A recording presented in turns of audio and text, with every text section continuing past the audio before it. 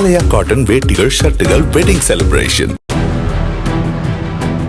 சீர்காழி அருகே திருவன்காட்டில் கஞ்சா போதையாசாமி ஒருவன் நள்ளிரவில் வீடுகளின் கண்ணாடிகளை அடித்து நொறுக்கும் காட்சிகளும் வீட்டுக்குள்ளிருக்கும் பெண்கள் குழந்தைகள் அலறி துடிக்கும் காட்சிகளும் வெளியாகியுள்ளன. சிவராஜ் என்ற அந்த நபர் வீட்டு வாசலில் கட்டில் போட்டு தூங்கிக் கொண்டிருந்த ஒருவரை தாக்கி எழுப்பி கஞ்சா எங்கே கிடைக்கும் என கேட்டுள்ளார்.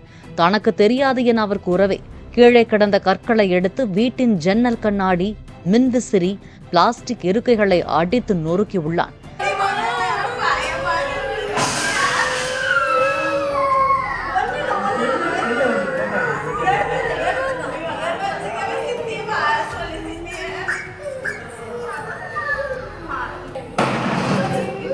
சத்தம் கேட்டு அக்கம்பக்கத்தினர் எழுந்து வந்தபோது அவர்களின் வீட்டையும் சிவராஜ் அடித்து நொறுக்கியுள்ளார்.